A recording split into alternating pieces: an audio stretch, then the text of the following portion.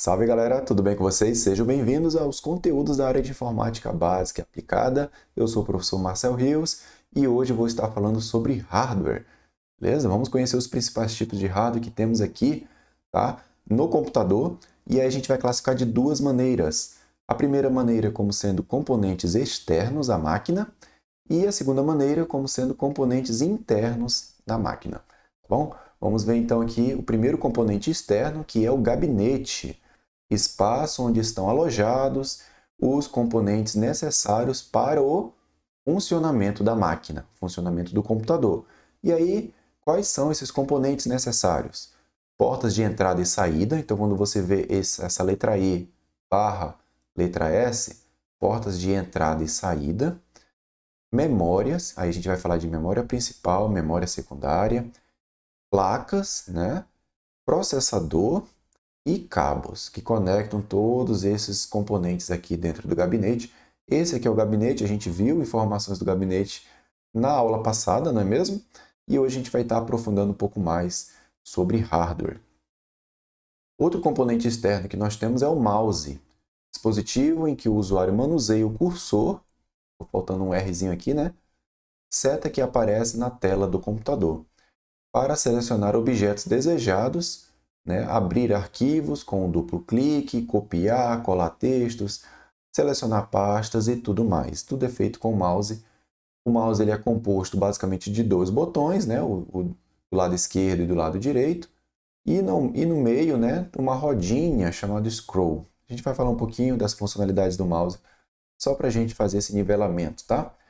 Botão esquerdo e botão direito. Então, o botão esquerdo do mouse, por padrão, ele é usado normalmente para selecionar, abrir arquivos, arrastar, marcar, entre outras funções. Tá? É através do botão esquerdo que você executa os principais comandos de ação, tá? Para que o computador realize uma determinada operação. Já o botão do lado direito, ele é usado em geral para acessar as propriedades das ferramentas. Então, quando você quer ver a propriedade de uma pasta, de um arquivo, ver opções de ajustes, tá? Submenus, você clica com o botão direito do mouse em cima daquele documento e ele vai mostrar a opção, tá? De copiar, colar, recortar, compartilhar, entre outras ações. Tá? Então, lembrando que essa definição aqui do botão esquerdo e direito é considerando o padrão, porque você pode ir nas configurações do computador e inverter se desejar, tá? Essas funcionalidades entre o botão direito e esquerdo. Seguindo aqui, rodinha scroll, né? O rodinha scroll ficou ótimo, né? O scroll, tá? Mas para a gente é essa rodinha aqui do meio, onde a gente, né, tanto sobe como desce as páginas, né, e documentos e assim por diante, tem a função de movimentar, tá? Para cima ou para baixo os conteúdos de uma página web, editor de texto, dentre outros aplicativos que você utiliza, auxiliando na navegação de modo geral no computador. Tá? Então, sem muito segredo, é só para a gente trazer essas informações para quem talvez não conheça.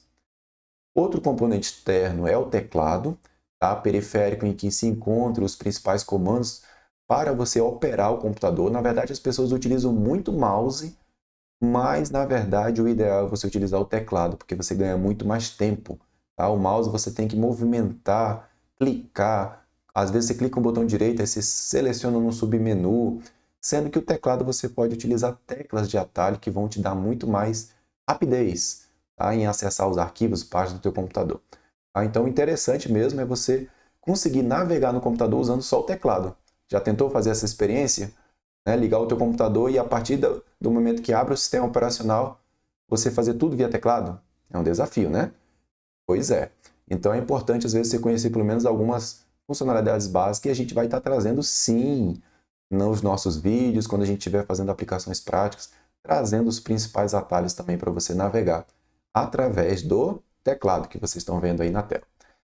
Vamos seguindo aqui 5 partes do teclado. Para a gente se adiantar, como é que a gente pode entender essa organização do teclado, todos eles, né, sendo nessa configuração que vocês estão vendo aqui, eles são divididos em 5 partes. Por que eu digo nessa configuração? Porque pode acontecer de ter teclado que não venha com essa parte do numérico, ele é mais enxuto, né? Ele tem só o alfanumérico.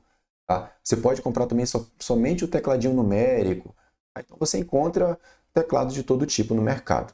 tá? Mas o padrão, que é esse que vocês estão vendo, ele é dividido em 5 partes.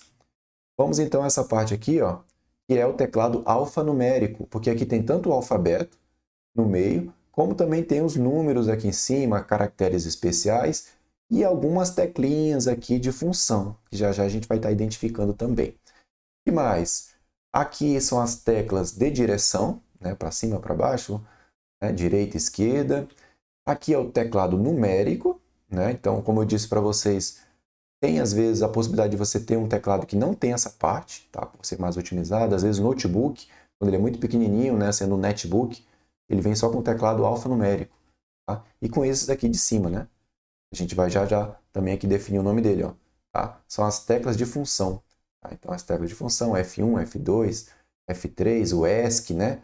E assim por diante aqui são as teclas de função aqui na parte superior do teclado. Tem aqui também essa galerinha daqui, ó, que são as teclas de controle, né? Não somente aqui, mas também dentro do teclado alfanumérico, então fiquem atentos a isso. Tá? Aqui é o botão Insert, Delete, né? Shift, Ctrl, Alt, Tab, né? Enter, e assim por diante, né? Todos eles aqui que estão pintados, né? Contornados aqui com a cor laranja, são teclas de controle, tá? Que você pode fazer algumas operações. Tudo bem? Então fizemos essa classificação. Então perceba que são 5 partes do teclado e é importante você tomar nota disso. Componente externo, falando agora mais um componente, né, que é o monitor. É através dele que as imagens são projetadas pelo computador. Então tudo aquilo que o computador apresenta de resposta, ele precisa mostrar em algum lugar. E aí ele mostra através do monitor, né? Sendo esse dispositivo aqui um dispositivo de saída, onde saem os dados do computador para ser exibido para o usuário através da tela. Tudo bem? O que mais? Normalmente o monitor, se vocês perceberem, né, antigamente a tela de tubo, TV de tubo, né, chamada de CRT, ele tinha essa resolução aqui, né, de 4:3. Você até encontra isso no celular para tirar foto mais quadradinha, você coloca no 4:3 e fica mais quadradinha, né? Normalmente ideal para você publicar no Instagram, por exemplo. E aí ela tem essa resolução aqui, ó, de 640 por 480p. Tá? Porém, os monitores mais atuais, já que a gente está falando de monitor, é widescreen. E aí quando fala de widescreen, quer dizer que ele é mais amplo aqui, né?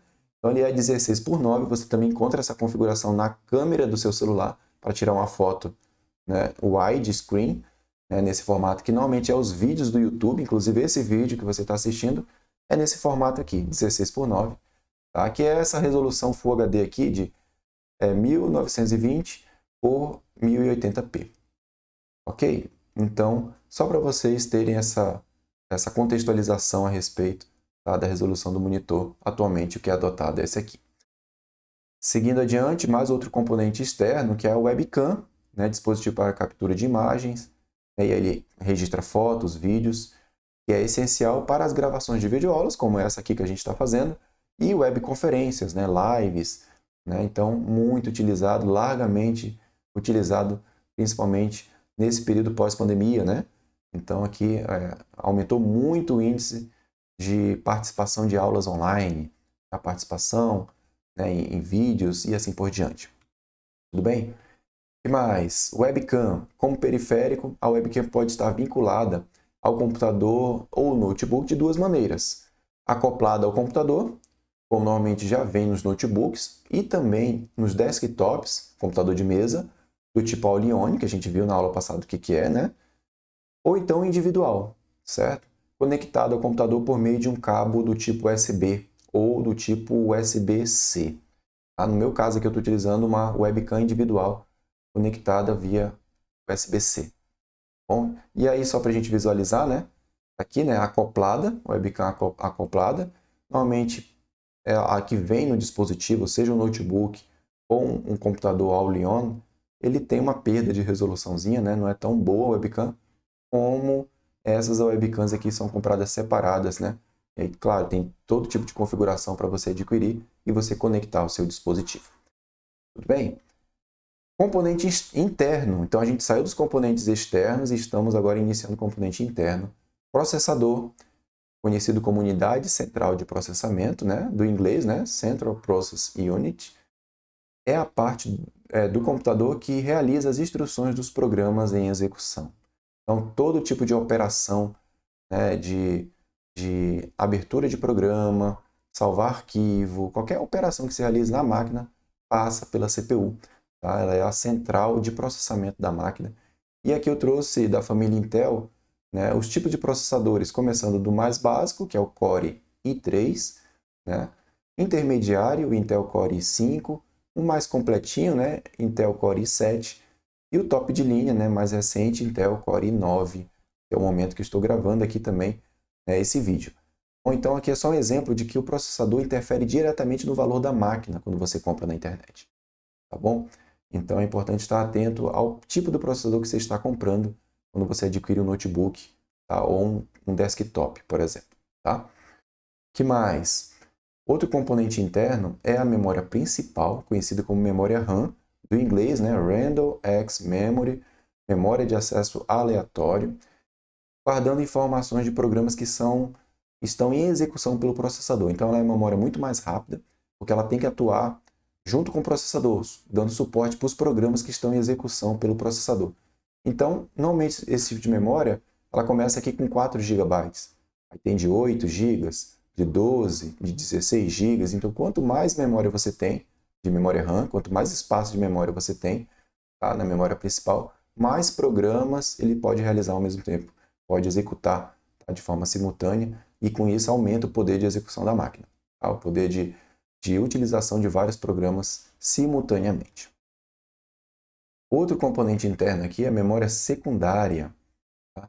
Memória de armazenamento permanente, sendo um tipo de memória não volátil. Aqui cabe uma ressalva. Na memória principal, que nós vimos agora há pouco, a memória RAM, ela é uma memória volátil. Ela perde os dados quando para de passar energia.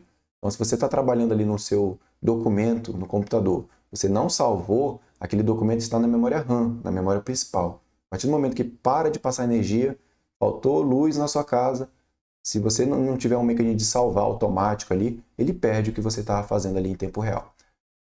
Quando você aperta no botãozinho de salvar, ele pega a cópia daquele arquivo e vem aqui na memória secundária e armazena de forma permanente. Aí pode faltar energia tranquilo que depois você consegue acessar o arquivo e continuar. Bom, então esse aqui é um tipo de memória não volátil. Importantíssimo anotar isso, tá? E aí, tem dois tipos de memória secundária. O que a gente conhece mais é o HD, ou HDD, né, de Hard Disk Drive, né, unidade de disco rígido. Tá? Utiliza braço mecânico, né, ele guarda os dados aqui de forma magnética, um pouco mais lento. Tá? E tem todos esses tamanhos aqui, né? Já o concorrente dele mais recente tem ganhado muito mercado por conta de ser muito mais rápido, é uma memória flash, tá? Então não tem esse acesso mecânico aqui, além de ser mais silenciosa, é muito mais rápido. Então é o SSD, Solid State Drive, unidade de estado sólido. Tá? Então, se você fizer essa modificação no seu computador, você vai perceber como ele vai ficar mais rápido, tá? Trocando um HD por um SSD. E aí os tamanhos, ó, de 120 GB, 240, 480, 500 GB, 1 TB, né? Então são todos os tamanhos possíveis que você pode encontrar e, claro, daqui para frente, né, a tendência é só que aumente a capacidade de armazenamento desse tipo de memória. Tudo bem? Visto isso, comprando um computador. Para a gente finalizar a nossa aula de hoje, depois que nós vimos algumas configurações, quando você pesquisa um computador na internet, você tem que identificar algumas configurações aqui.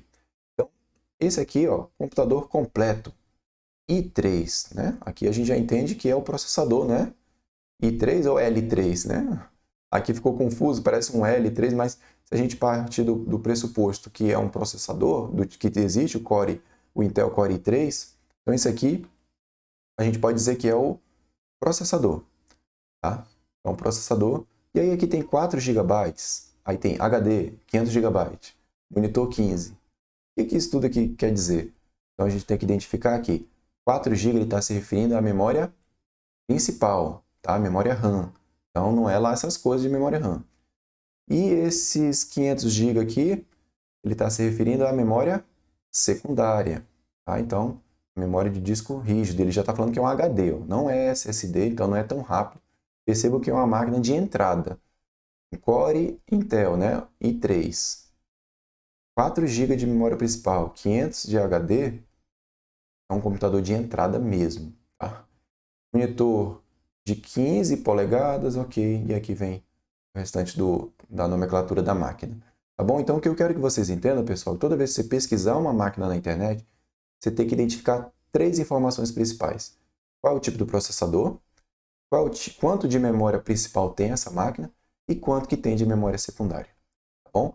Quanto mais gigas tiver aqui de memória principal, melhor. Se for um SSD, é melhor do que o HD. Tá? Aqui, 500 GB, ok, é uma quantidade bacana, porém é HD, então não é tão rápido. Serve? Claro que serve para atividades domésticas, né? Um computador como esse aqui. Tá? Programas simples de escritório. Mas o ideal seria um SSD aqui. Tá? Com 500 GB tudo bem, é uma quantidade boa, só que um SSD seria melhor. A memória RAM aqui, pelo menos aqui 12 GB, né? 8 GB, ok, 12, melhor ainda. Tá? E o processador, claro que aqui seria melhor se fosse um i7, tá? Um i9, mas um i9 ficaria muito caro, um i7, ok, ou então um i5, pronto. Tá? Então tudo isso é ajustável na hora de comprar um computador e é importante você conhecer essas informações quando você vê a nomenclatura, entender o que está dizendo cada um deles, principalmente nesses 3 pontos, processador, memória principal e memória secundária. Tudo bem? Então, finalizamos aqui o nosso vídeo de hoje. Ficou um pouquinho mais extenso, mas trouxemos aí as informações de hardware, componente externo e externo. Né? E aí eu deixo aí o contato para vocês. Qualquer dúvida, entre em contato. Pesquisa aí também nas redes sociais que vocês vão me encontrar, beleza? Eu vou ficando por aqui e vejo vocês na próxima. Até lá! Tchau!